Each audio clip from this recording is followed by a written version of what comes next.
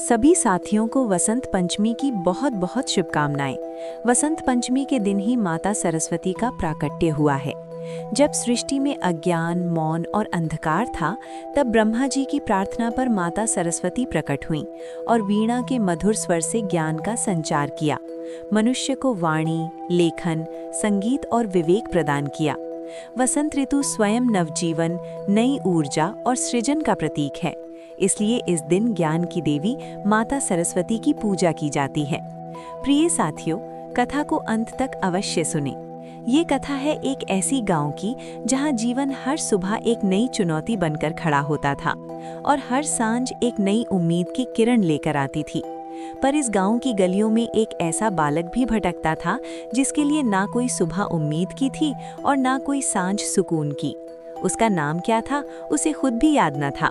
हाँ, लोग उसे बालक ही कहते थे और कभी कभी तो अभागा, कलमुहा या अनार्य जैसे कड़वे शब्दों से भी पुकारते थे।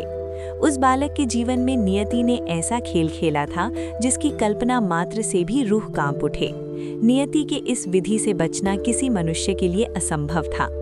एक दिन, बस एक ही दिन में सब कुछ बदल गया। वो सवेरा था जब उसकी माँ ने उसे प्रेम से जगाया था। पिता ने अपनी मजबूत भुजाओं में उठाकर दुलारा था। उनका छोटा सा घर प्रेम और हंसी से भरा था।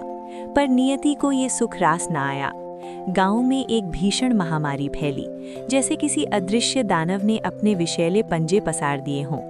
एक के बाद एक घर सूने होते गए। बालक को याद है कैसे उसकी माँ की आंखों की चमक धीरे धीरे बुझती चली गई। बेटा, माँ ने कांपते हाथों से उसका सिर सहलाया था। उसकी आवाज में एक अजीब सी विदाई थी। तू बस अच्छा बच्चा बनना, ठीक है? फिर आंखों में एक अनकही वेदना और एक लंबी सांस, और माँ शांत हो गई। बालक चीखा, माँ माँ, पर कोई जवाब न था। माँ के ठंडे शरीर से लिपटकर वो रात भर रोता रहा, जैसे उसकी दुनिया का हर तारा टूटकर बिखर गया हो। अभी माँ के जाने का सदमा ठीक से संभला भी न था कि अगले ही दिन उसका पिता भी उस महामारी की भेंट चढ़ गया। पिता, जो उसे हर खतरे से बचाने वाला था, वो भी निस्पंद पड़ा था। पिताजी, उठो, मुझे डर लग रहा है। बालक की चीखें उस सूने घर में गूंजती रहीं, पर इस बार उन्हें सुनने वाला कोई ना था। अब वो अकेला था, बिल्कुल अकेला। उसका घर, जो कभी प्रेम की सुगंध से भरा था, अब सन्नाटे और मृत्यु की दुर्गंध से भर गया था। पड़ोसियों ने डर के मारे उससे दूरी बना ली। कुछ बुजुर्गों ने तरस खाकर पिता और माँ के अंतिम संस्कार में मदद की, पर फिर सब अपने अपने घरों में दुबक गए, महामारी के डर से और शायद बालक के अभाग से भी। 8 साल का वो छोटा सा प्राणी, जिसने कल तक जीवन की कठिनाइयों का अर्थ भी न जाना था, आज एकाएक एक गहरे अंधेरे कुएं में धकेल दिया गया था। उसे भूख लगती कोई रोटी न थी, प्यास लगती तो कोई पानी न पूछता। रात में ठिठुरन होती तो कोई माँ की गर्म गोद न थी, न पिता की मजबूत बाहें। वो गांव की गलियों में भटकता रहता था, कभी इस चौखट पर, कभी उस चौखट पर। कुछ दे दो माएँ, बहुत भूख लगी है। उसकी पतली आवाज अक्सर हवा में घुल जाती। जवाब में उसे अक्सर डांट ही मिलती। चल हट, कहीं और जाकर मर, पहले ही गांव में विपदा आई है, तू और अपनी अभागता फैला रहा है। कोई कहता, अरे हट रे, कहीं तू भी बीमारी लेकर तो नहीं आया। किसी ने तो गुस्से में यहाँ तक कह दिया, जलकर क्यों नहीं मर जाता, एक और मुंह पालने की हिम्मत अब हम में नहीं। जलकर, ये शब्द उसकी आत्मा पर एक गहरे घाव की तरह बैठ गया। हर बार जब उसे धकेला जाता, हर बार जब उसे अनदेखा किया जाता, उसके कानों में यही शब्द गूंजते, जलकर, जलकर। वो सूखा कमजोर बालक, जिसकी आंखें हर समय एक अनकही पीड़ा से भरी रहती थीं, सड़कों पर, गलियों में पैरों के नीचे रात गुजारता। तारे ही उसके साक्षी थे और चांद ही उसका अकेला साथी।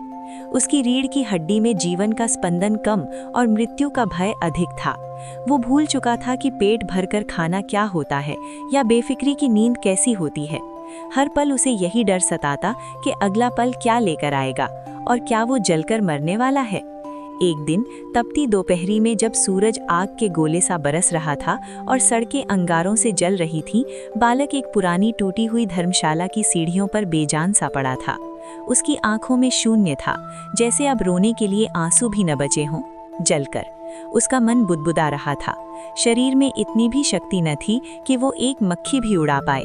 उसकी सांसें धीमी पड़ रही थीं। तभी उस वीरान मार्ग पर एक धवल वस्त्रधारी ऋषि अपनी कुटिया की ओर लौट रहे थे। उनकी चाल में धीरता थी और मुखमंडल पर एक अलौकिक तेज। उनकी आंखें गहन ज्ञान और करुणा से भरी थीं। चलते चलते उनकी दिव्य दृष्टि उस क्षीणकाय बालक पर पड़ी। ऋषि का नाम था महर्षि विश्वामित्र, जो अपने ज्ञान और तप के लिए दूर दूर तक प्रसिद्ध थे। महर्षि विश्वामित्र ने बालक को देखा।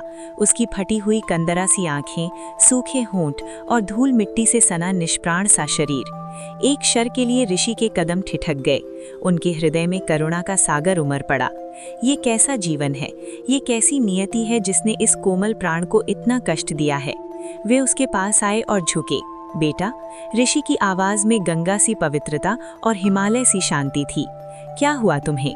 बालक ने बड़ी मुश्किल से अपनी आंखें खोली। उसकी आंखों में डर था, पर शायद ऋषि की आवाज की कोमलता ने एक क्षण को उसे थाम लिया था। वो कुछ बोल न पाया, बस एक निरीह दृष्टि से ऋषि को देखता रहा। भूख लगी है? ऋषि ने पूछा। बालक ने धीरे से सिर हिलाया। पानी चाहिए? फिर सिर हिलाया। तुम्हारे माता पिता कहाँ हैं पुत्र? इस प्रश्न पर बालक की आंखों से एक बूंद टपकी, एक लंबी ठहरी हुई बूंद जो उसके सूखे गालों पर एक नया रास्ता बनाती हुई नीचे लुढ़की। ऋषि ने सब समझ लिया। उन्होंने देखा कि ये बालक सिर्फ शरीर से नहीं, आत्मा से भी टूटा हुआ है। उसका हृदय मानो हजारों टुकड़ों में बिखर गया हो। उन्होंने उसे बड़ी कोमलता से उठाया। बालक पहले तो सहमा, पर ऋषि के हाथों का स्पर्श इतना दिव्य था कि उसे एक अजीब सी शांति मिली। उसे लगा जैसे बरसों बाद किसी ने उसे छुआ हो, किसी ने प्रेम से। वो ऋषि के कंधे पर अपना सिर रखकर रोने लगा। इस बार भय के नहीं, बल्कि एक अनजाने सुकून के आंसू थे। महर्षि विश्वामित्र उसे अपने गुरुकुल ले गए। गुरुकुल, जो गांव से कुछ दूर नदी के किनारे शांत वातावरण में स्थित था। वहां पेड़ों की छाया थी, फूलों की खुशबू थी और वैदिक मंत्रों की गूंज थी। ये बालक के लिए एक बिल्कुल नई दुनिया थी। गुरुकुल में आते ही ऋषि ने बालक को स्नान करवाया, उसे स्वच्छ वस्त्र दिए और अपने हाथों से भोजन कराया। बालक ने इतने प्रेम से भोजन कभी न किया था। एक ही बार में भरपेट खाकर वर्षों बाद उसे गहरी नींद आई। ऋषि ने उसे अद्वैत नाम दिया, अद्वितीय, जो अकेला था पर अब एकाकी नहीं। पर अद्वैत अंदर से टूटा हुआ था। उसका शरीर भले ही ऋषि के संरक्षण में स्वस्थ होने लगा था, पर उसकी आत्मा पर लगे घाव अभी हरे थे। गुरुकुल के अन्य शिष्य उसे देखकर उत्सुक होते, कुछ प्रेम से उसके पास आते, उससे बात करने की कोशिश करते, पर अद्वैत की आंखों में अभी भी एक शून्य तैरता रहता। वो किसी से बात नहीं करता, किसी खेल में शामिल नहीं होता। जब कोई उसके करीब आता तो वो डरकर सिमट जाता। उसके कानों में अब भी वे कड़वे शब्द गूंजते, जलकर, जलकर। वो सूखा कमजोर बालक, जिसकी आंखें हर समय एक अनकही पीड़ा से भरी रहती थीं, सड़कों पर, गलियों में पैरों के नीचे रात गुजारता। तारे ही उसके साक्षी थे और चांद ही उसका अकेला साथी। उसकी रीढ़ की हड्डी में जीवन का स्पंदन कम और मृत्यु का भय अधिक था। वो भूल चुका था कि पेट भरकर खाना क्या होता है या बेफिक्री की नींद कैसी होती है। हर पल उसे यही डर सताता कि अगला पल क्या लेकर आएगा और क्या वो जलकर मरने वाला है। एक दिन तपती दोपहरी में जब सूरज आग के गोले सा बरस रहा था और सड़कें अंगारों से जल रही थीं, बालक एक पुरानी टूटी हुई धर्मशाला की सीढ़ियों पर बेजान सा पड़ा था। उसकी आंखों में शून्य था, जैसे अब रोने के लिए आंसू भी न बचे हों। जलकर उसका मन बुदबुदा रहा था। शरीर में इतनी भी शक्ति न थी कि वो एक मक्खी भी उड़ा पाए। उसकी सांसें धीमी पड़ रही थीं। तभी उस वीरान मार्ग पर एक धवल वस्त्रधारी ऋषि अपनी कुटिया की ओर लौट रहे थे। उनकी चाल में धीरता थी और मुखमंडल पर एक अलौकिक तेज। उनकी आंखें गहन ज्ञान और करुणा से भरी थीं। चलते चलते उनकी दिव्य दृष्टि उस क्षीणकाय बालक पर पड़ी। ऋषि का नाम था महर्षि विश्वामित्र, जो अपने ज्ञान और तप के लिए दूर दूर तक प्रसिद्ध थे। महर्षि विश्वामित्र ने बालक को देखा। उसकी फटी हुई कंदरा सी आंखें, सूखे होंठ और धूल मिट्टी से सना निष्प्राण सा शरीर। एक क्षण के लिए ऋषि के कदम ठिठक गए। उनके हृदय में करुणा का सागर उमड़ पड़ा। ये कैसा जीवन है, ये कैसी नियति है जिसने इस कोमल प्राण को इतना कष्ट दिया है। वे उसके पास आए और झुके। बेटा, ऋषि की आवाज में गंगा सी पवित्रता और हिमालय सी शांति थी। क्या हुआ तुम्हें? बालक ने बड़ी मुश्किल से अपनी आंखें खोलीं। उसकी आंखों में डर था, पर शायद ऋषि की आवाज की कोमलता ने एक क्षण को उसे थाम लिया था। वो कुछ बोल न पाया, बस एक निरीह दृष्टि से ऋषि को देखता रहा। भूख लगी है? ऋषि ने पूछा। बालक ने धीरे से सिर हिलाया। पानी चाहिए? फिर सिर हिलाया। तुम्हारे माता पिता कहाँ हैं पुत्र? इस प्रश्न पर बालक की आंखों से एक बूंद टपकी, एक लंबी ठहरी हुई बूंद जो उसके सूखे गालों पर एक नया रास्ता बनाती हुई नीचे लुढ़की। ऋषि ने सब समझ लिया। उन्होंने देखा कि ये बालक सिर्फ शरीर से नहीं, आत्मा से भी टूटा हुआ है। उसका हृदय मानो हजारों टुकड़ों में बिखर गया हो। उन्होंने उसे बड़ी कोमलता से उठाया। बालक पहले तो सहमा, पर ऋषि के हाथों का स्पर्श इतना दिव्य था कि उसे एक अजीब सी शांति मिली। उसे लगा जैसे बरसों बाद किसी ने उसे छुआ हो, किसी ने प्रेम से। वो ऋषि के कंधे पर अपना सिर रखकर रोने लगा। इस बार भय के नहीं, बल्कि एक अनजाने सुकून के आंसू थे। महर्षि विश्वामित्र उसे अपने गुरुकुल ले गए।